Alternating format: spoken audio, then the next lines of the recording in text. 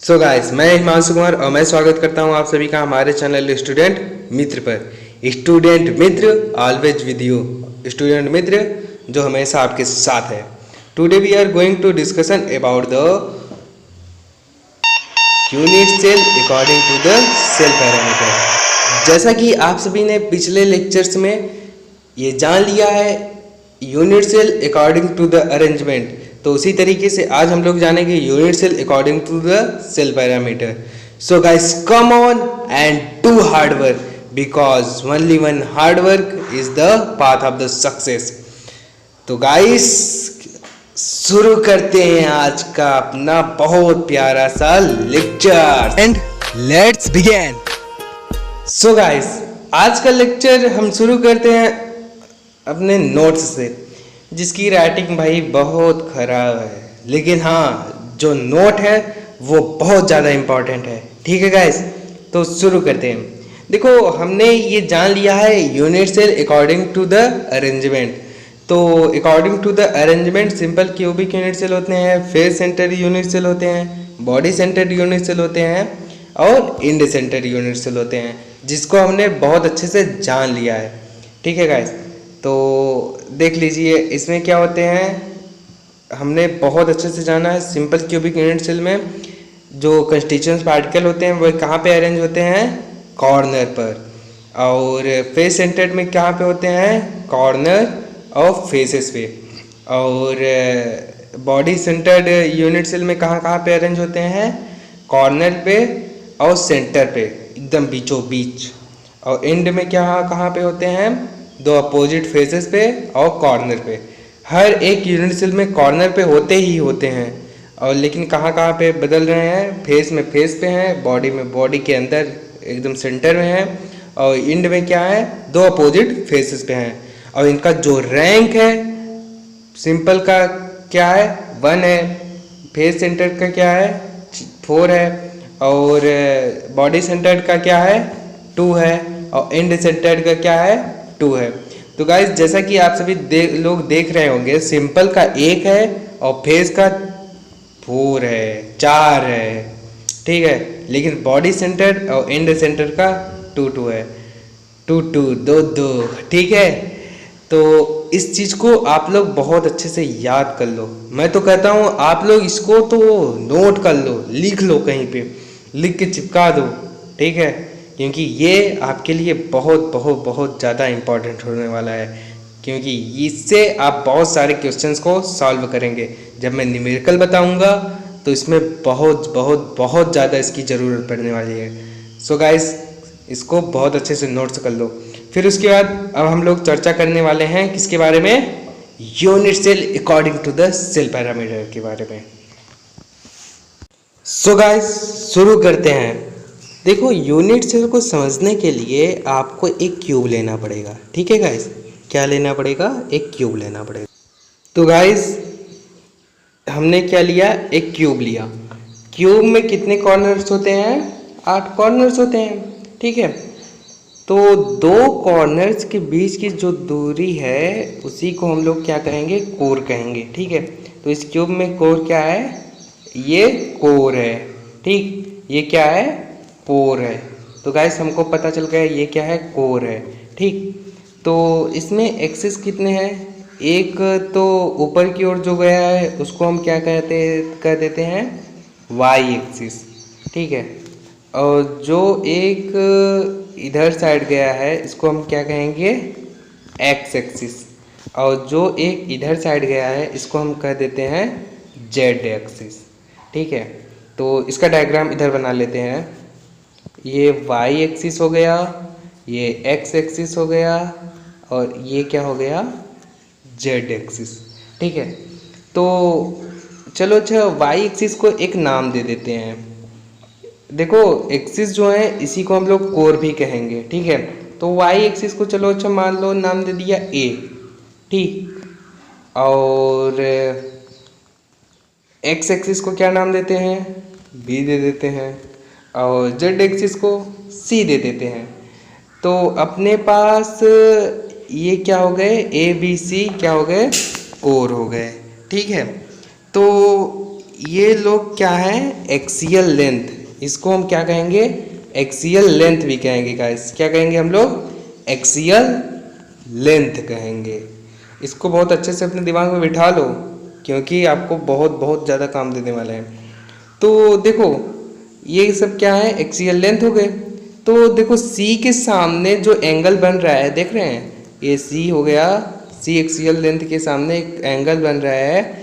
इस एंगल को चलो अच्छा मान लो हमने नाम दे दिया अल्फा, ठीक है। इसी तरीके से ए एक्सियल लेंथ के सामने एक एंगल बन रहा है जिसको हम लोग क्या नाम दे देते हैं, बीटा। और ऐसे ही बी के सामने जो एक्सियल लेंथ बन रहा है, एक्सियल लेंथ है बी है, जो उसके सामने जो एंगल बन रहा है उसको हम क्या नाम दे देते हैं, गामा। तो इसको, इस सभी को हम लोग क्या कहेंगे, एक्सियल एंगल। तो देखो क्या है, ए बी और सी ये क्या है, एक्सियल लेंथ है, ठीक है। और जो अल्फा है, बीटा है और गामा है, ये क्या है, एक्सियल एंगल, ठीक है। क्या है, एक्सियल एंगल, ठीक है गाइस। तो इसको बहुत अच्छे से अपने दिमाग में बिठा लो, ये बहुत काम आने वाले हैं। ये एक्सियल लेंथ है ए बी सी, और अल्फा बीटा गामा क्या है, एक्सियल एंगल, ठीक है। तो बेसिकली हम लोग बात किसकी कर रहे हैं, unit cell according to the cell parameter. तो 7 types of unit cell according to the cell parameter, ठीक है, समझ रहे हैं हमारी बातों को। यानी कि जो यूनिट सेल है वो 7 प्रकार का होता है। यूनिट सेल जो है वो 7 प्रकार का है पैरामीटर के हिसाब से, ठीक है। और ये पैरामीटर्स क्या हैं, एंगल्स और एक्सियल लेंथ। तो गाइस इसका जरा है एक कॉलम देख लेते हैं। उस कॉलम को अगर आप लोग नोट कर लेंगे तो वो आपके लिए बहुत बहुत ज़्यादा बेनिफिट देगा। तो गाइस उस कॉलम को नोट भी कर लीजिएगा, और साथ ही साथ उसके बारे में जितना बताया जा रहा है उसको अपने दिमाग में अच्छे अच्छे अच्छे से रख लीजिए, ठीक है। सो गाइस हम लोग किसके बारे में बात कर रहे हैं, unit cell according to the cell parameter. तो unit cell according to the cell parameter कितने प्रकार के होते हैं, 7 प्रकार के। कौन कौन से, cubic unit cell, tetragonal, rhombohedral, rhombohedral को और क्या कहते हैं हम लोग, ट्राइगोनल। फिर उसके बाद ऑर्थोरोम्बिक, ऑर्थोरोम्बिक को क्या कहते हैं हम लोग, रोम्बिक भी कहते हैं। फिर उसके बाद मोनोक्लिनिक, फिर उसके बाद ट्राइक्लिनिक, और फिर उसके बाद हेक्सागोनल, ठीक है गाइस। तो मैंने आपको क्या बताया कि यूनिट सेल कितने प्रकार के होते हैं, 7 प्रकार के। Cubic unit cell, tetragonal unit cell, rhombohedral unit cell, orthorhombic unit cell, monoclinic unit cell, triclinic unit cell और हेक्सागोनल यूनिट सेल।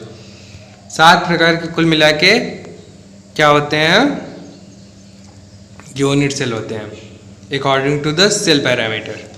तो मैंने आपको बताया था एक्सियल लेंथ के बारे में, ठीक है। तो एक्सियल लेंथ में क्या होता है, जो क्यूबिक का एक्सियल लेंथ होता है, एक्सियल का ए, जिसको मैंने आपको बताया था वाई एक्सिस होता है, ठीक है। तो वाई एक्सिस होता है, और बी को मैंने क्या बताया था, बी को मैंने बताया था एक्स एक्सिस, ठीक है। फिर उसके बाद सी को मैंने क्या बताया था, जेड एक्सिस। तो क्या है कि ये सब जो लेंथ है वो एक दूसरे की क्या है, बराबर है, ठीक है गाइस। ये सभी एक दूसरे के बराबर होते हैं, तो वही चीज़ है। लेकिन टेट्रागोनल में ए जो है वो बी के बराबर तो है, लेकिन बी जो है वो सी के बराबर नहीं है। यानी सी न तो ए के बराबर है, न तो किसके बराबर है, बी के, ठीक है। तो फिर उसके बाद रोम्बोहेड्रल है। रोम्बोहेड्रल में ए जो है बी के बराबर है और बी जो है सी के बराबर है, यानी तीनों एक दूसरे के बराबर हैं, ठीक है। बट ऑर्थोरोम्बिक में ऐसा नहीं है। ऑर्थोरोम्बिक में क्या है, ऑर्थोरोम्बिक में न तो ए बी के बराबर है, ठीक है, ए न तो बी के बराबर है और न ही बी सी के बराबर है, यानी कि तीनों एक दूसरे के बराबर नहीं है, तीनों अलग अलग हैं, ठीक है। सेम ऐसा किस में होता है, मोनोक्लिनिक में। मोनोक्लिनिक में क्या हो रहा है, मोनोक्लिनिक में न तो ए बी के बराबर है न बी सी के बराबर है, ठीक है। और ऐसा किस में हो रहा है, बट जो ट्राई क्लिनिक है, ट्राई क्लिनिक में भी ऐसा हो रहा है। लेकिन जो हेक्सागोनल है, हेक्सागोनल में क्या हो रहा है गाइस, ए जो है वो बी के बराबर है पर बी सी के बराबर नहीं है, ठीक है। इस चीज़ को आप लोग बहुत अच्छे से याद कर लो, ठीक है। चलो देखते हैं एंगल्स के बारे में। तो एंगल्स में क्या हो रहा है गाइस कि एंगल्स में देख रहे हैं आप लोग, अल्फ़ा जो है वो बीटा के बराबर है और बीटा जो है गामा के बराबर है और ये तीनों बराबर है 90 डिग्री के, ठीक है। इसी तरीके से टेट्रागोनल का भी ऐसा है हाल। लेकिन रोम्बोहेड्रल में क्या है, अल्फ़ा बीटा गामा तो बराबर है बट जो मतलब कि क्या है कि ये तीनों 90 डिग्री के नहीं है, यानी ये 90 डिग्री के एंगल से नहीं बन रहे हैं। और ऐसा ऑर्थोरोम्बिक में हो रहा है। ऑर्थोरोम्बिक में क्या है कि अल्फा बीटा गामा और ये 90 डिग्री के हैं, तीनों समान भी हैं और 90 डिग्री के हैं। और मोनोक्लिनिक में क्या है, मोनोक्लिनिक में अल्फ़ा गामा जो है वो 90 डिग्री के हैं बट बीटा जो है वो 90 डिग्री के नहीं है। और ऐसा कि ट्राई क्लिनिक में क्या हो रहा है, अल्फ़ा न तो बीटा के बराबर है न तो बीटा गामा के बराबर है न तो गामा 90 डिग्री के बराबर है, ठीक है। और हेक्सागोनल को आप तो देख ही रहे हैं, अल्फ़ा और बीटा 90 डिग्री के हैं पर गामा 120 डिग्री का है। तो ये चीज़ें आपको पता चल गई। अभी आपको क्लियर नहीं हुआ होगा, अभी हम फिगर दिखाएंगे तो और अच्छे से क्लियर हो जाएगा, ठीक है। गाइस मैं आप सभी को बता रहा था कि unit cell according to the cell parameter, तो हमने एक्सियल लेंथ और एंगल्स के बारे में अच्छे से जान लिया है। तो बात आती है, देखो पिछले वीडियो में हमने ये जाना था unit cell according to the arrangement और unit cell according to the cell parameter के बारे में हमने जान लिया। तो इन दोनों के हिसाब से ये 7 तरीके के होते हैं, वे 4 तरीके से होते हैं। तो 7 होते हैं और क्या होते हैं ये वो कितने थे, 4 थे। तो 7 का मल्टीप्लिकेशन अगर हम 4 में करें तो गाइस हमको क्या मिलेगा, 7 का जो मल्टीप्लिकेशन हम लोग 4 में करें तो हमको क्या मिलेगा, 28 आएगा, ठीक है। लेकिन ऐसा तो नहीं हो रहा है, एक्सपेरिमेंटली हमने जब देखा तो ऐसा नहीं हुआ कुछ भी। हमको जो मिले थे टोटल, हमको यूनिट सेल 14 मिले। कितने मिले हमको यूनिट सेल, 40 यूनिट सेल केवल मिले, ओनली 140 यूनिट सेल। जबकि हमको मिलने कितने चाहिए थे गाइस, हमको मिलने चाहिए थे टोटली 28, जबकि हमको कितने मिले, केवल और केवल 14। तो ये 40 कितने कौन कौन से थे उसके बारे में हम लोग चर्चा करेंगे, ठीक है गाइस। तो गाइस इस वीडियो को और तक आपको देखना है तो देखते रहिए, क्योंकि आपको एंड तक अगर आप देख लेंगे तो मैं आपको इसका ट्रिक भी बताऊंगा, ताकि आपको ये जो टेबल है वो आसानी से और चुटकी में ये सारे याद हो जाएंगे। और मैं इसको याद करा के ही जाऊंगा, ये वीडियो तभी बंद होगा जब तक आप इसको अच्छे से याद नहीं कर लेते, ठीक है। तो याद तो आपको होगा ही होगा आज, ठीक है।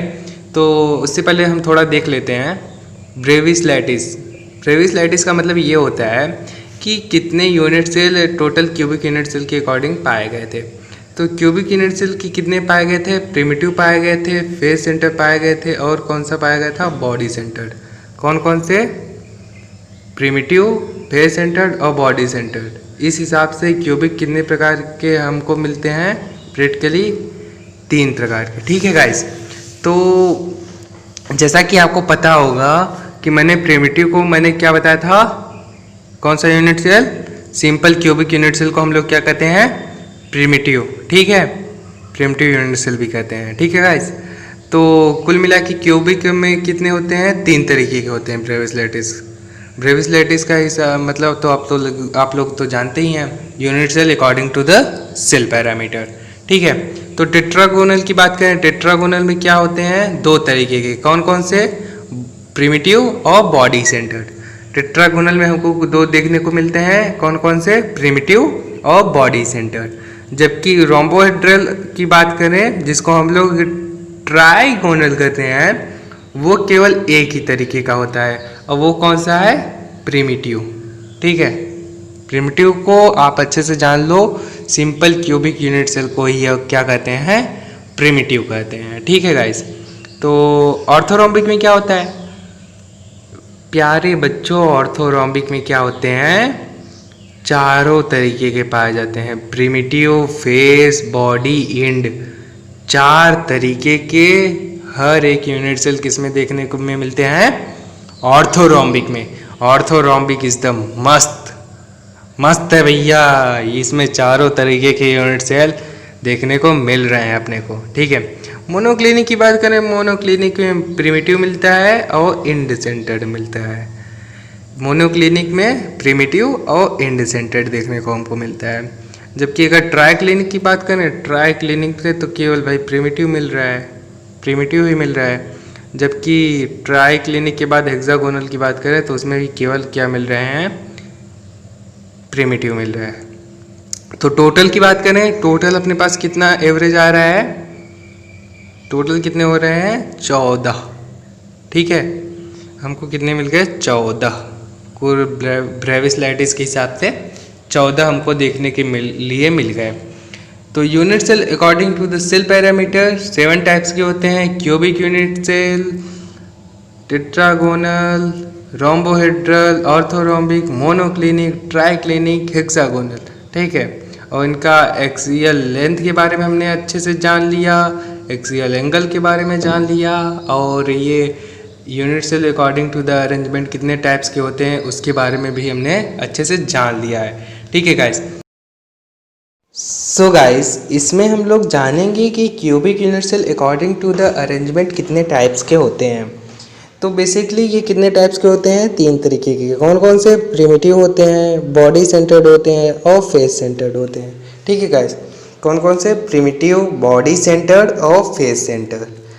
ठीक है, और टेट्रागोनल कौन कौन से होते हैं, प्रिमिटिव होता है, बॉडी सेंटर होता है। ठीक है, और हेक्सागोनल को तो आप देख ही रहे हैं, हेक्सागोनल इसी को कहते हैं, हेक्सागोनल केवल एक ही होता है।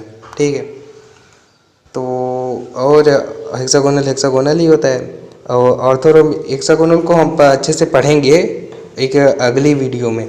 अगली वीडियो में केवल हम लोग हेक्सागोनल पे ही पढ़ेंगे। ठीक है, तो आगे देखते हैं। ऑर्थोरोम्बिक कितने तरीके के होते हैं, 4 तरीके के। मैंने आपको बताया था, ऑर्थोरोम्बिक को अच्छे से याद कर लो, क्योंकि ये देख रहे हैं इसके 4 तरीके के होते हैं। तो बच्चों हम लोग किसकी बात कर रहे हैं, ऑर्थोरोम्बिक की।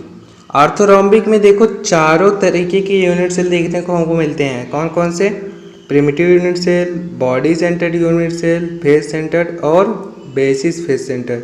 बेसिस फेस सेंटर को हम क्या कहते हैं, एंड सेंटर के नाम से हम लोग जानते हैं। ठीक है गाइस, मोनोक्लिनिक में क्या होता है, मोनोक्लिनिक में 2 तरीके के होते हैं, प्रिमिटिव और बेसिस।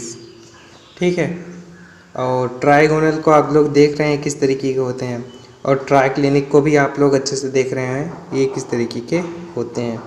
ठीक है गाइस, तो गाइस आज के लिए बस इतना ही।